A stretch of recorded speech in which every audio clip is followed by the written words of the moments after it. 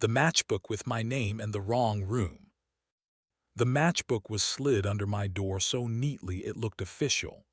White, a black stripe across the flap, the hotel's name like a secret it wasn't ashamed of.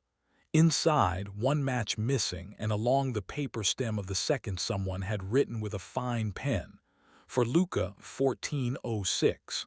On the back, in a hand that practiced stopping, there was one more line, "If you still want the truth."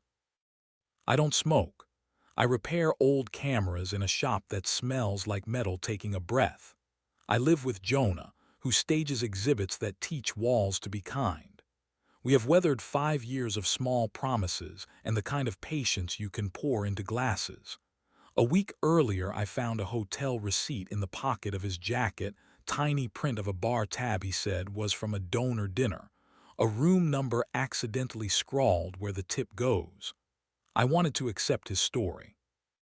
Then the matchbook arrived, looking like a formality. The hotel was the Cascadia, the kind of place that pretends it invents discretion nightly. I walked there because the train would have added strangers to the preface. The lobby was cool and deliberate. The elevator was a mirror that refused to lie. Floor 14 held its silence like a taught lesson. The hallway smelled of cedar and the last of someone else's perfume. Room 1406 answered my knuckles like it had rehearsed. He opened the door with the face you borrow when you're about to change lanes without signaling. The man I'd seen around at openings, at protests with a blue scarf knotted like a thesis. Matteo. He was taller than I remembered, dark hair and a discipline it didn't entirely believe in, shirt unbuttoned just enough to write an implication. Cedar clung to him like a choice. "You found the note," he said, then saw me see past him. One lamp was on, the city was a tidy line beyond the glass, and on the armchair was a jacket I knew the cut of as well as my own. Jonah. "He's in the bar," Matteo said, stepping aside. 10 minutes. He thinks he's meeting me to say something polite to an ending." "Endings don't like politeness," I said, the room already reading me. "They prefer plain English and water on the table." Matteo smiled like the idea hurt and helped. He closed the door and leaned on it with the caution of a man who has promised himself not to complicate what's already complicated. "I'm not here to stage anything," he said. "I'm tired of drama pretending it's evidence. I wrote your name because you were always going to be the one who had to carry this, whether I stepped into it or not." "You could have made me the villain of your relief," I said, surprised my voice knew where to be. "You could have walked away without ever sharing a room with my face." "I could have," he said, and took a step toward me like the floor had asked him to. "But then I'd be another man who pretends he didn't fall in love with someone else's choices." He smelled like cedar and the last hour of a good shirt. It put me inside my own house, at our dresser, Jonah's collarbone bare where his towel always missed. My body registered that recognition before my ethics got a vote. Matteo didn't touch me, not at first. He stopped close enough to make breath political and let the air decide if it trusted us. "I invited you because you looked me in the eye last week and called the neon excessive," he said. "You weren't cruel about it. You were accurate." Jonah laughed. "I thought, this is a man who knows how to tell the truth without getting off on the telling." "This is a room that wants a verdict," I said, and learned the weight of my name on his tongue when he said Luca as if it were a sentence he wanted to finish. He poured water into glasses I hadn't noticed and handed me one. Our fingers touched, almost apologetically, the shock of someone else's heat waking up under my wrist. I drank because throats are simple creatures and because my mouth needed to be doing something decent. "Do you want me to hate you now?" I asked, "or later when it would help you more?" "I want to stop greeting myself as the plot twist," he said.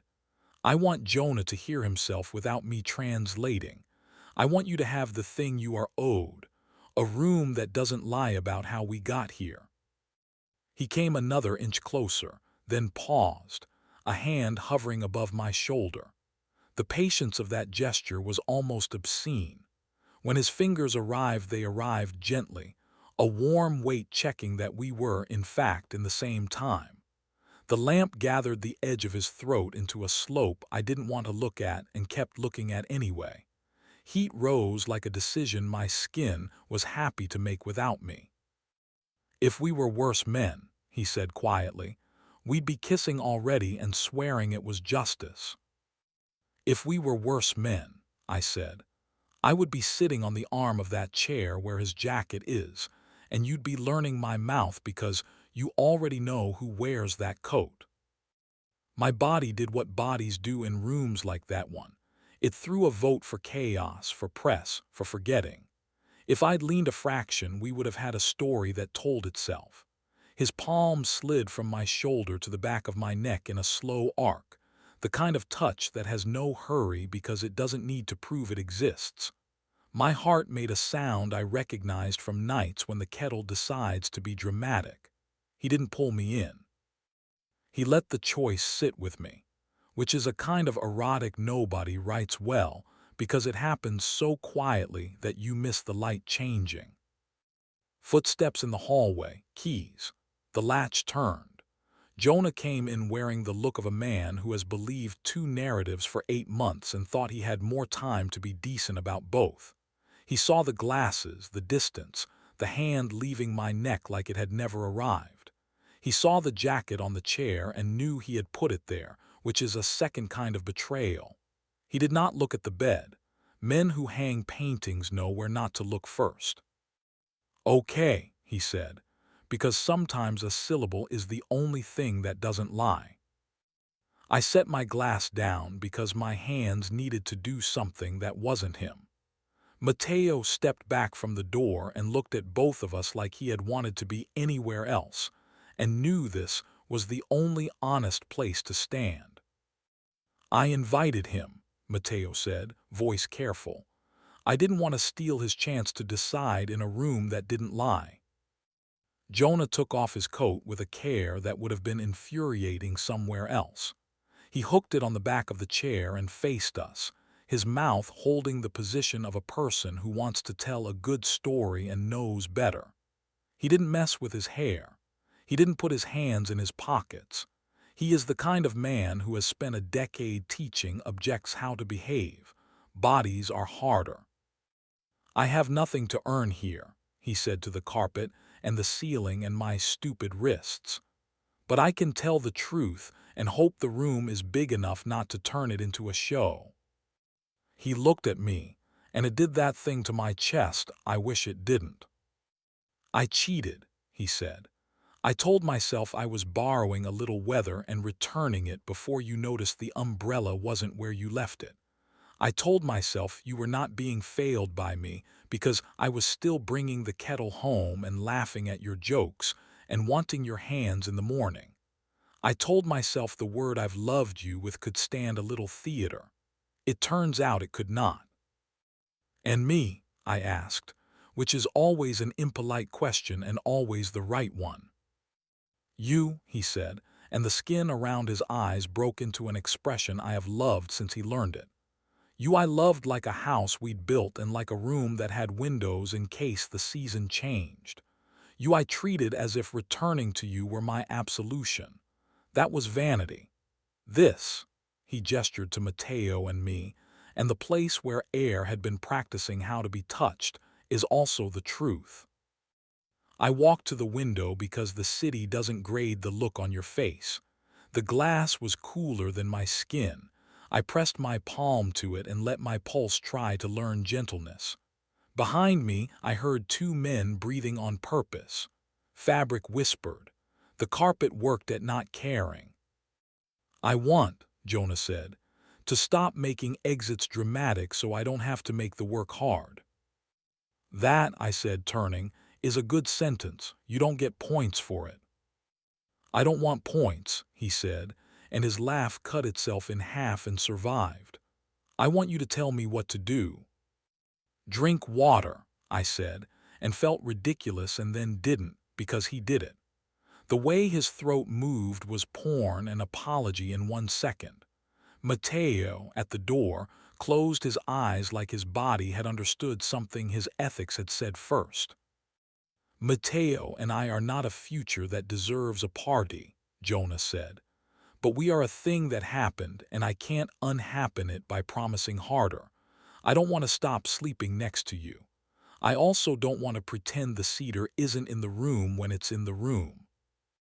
Cedar threaded the air until my lungs decided to accept it. I walked past them into the bathroom because I needed a mirror that didn't know either of them.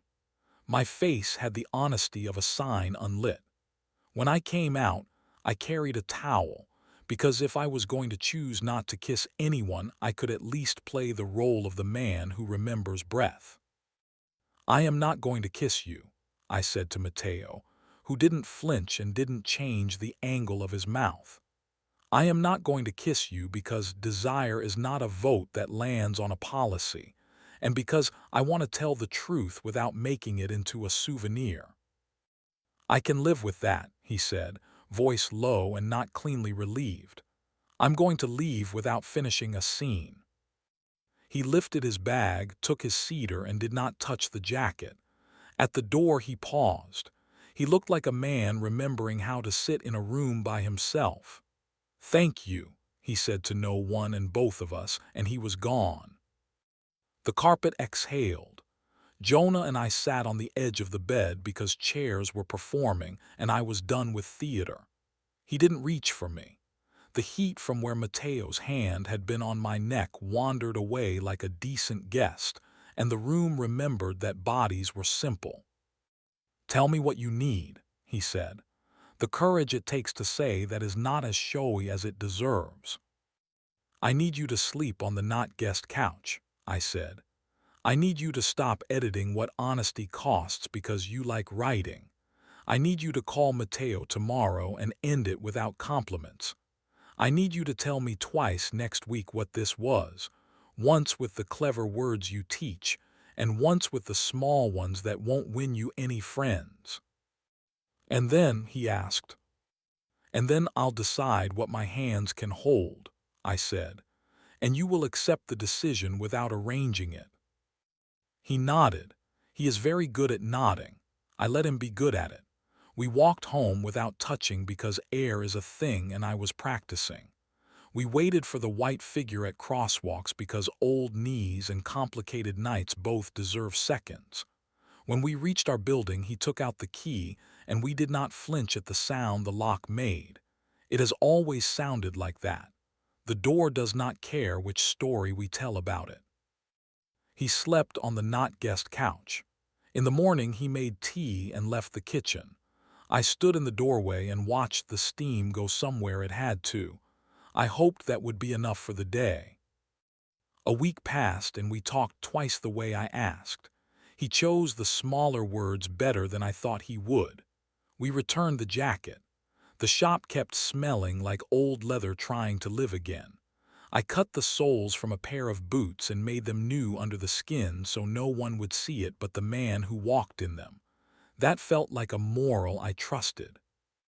If another ticket with my name appears above my counter, I will bring water and write down the part that isn't dramatic. I will sit within sight of the door because exits stop being dares when you treat them like facts. If heat arrives, I won't pretend it's a memo. If a hand finds my shoulder, I will let it be a hand without giving it a headline. And when I bend the leather and glue the welt and tie the stubborn knot my grandfather taught me, the one that holds with no appetite for velvet rope, I will think about the room where we chose work over finale, and I will call that decision, not pretty, not holy, but the thing I keep fixing for a living.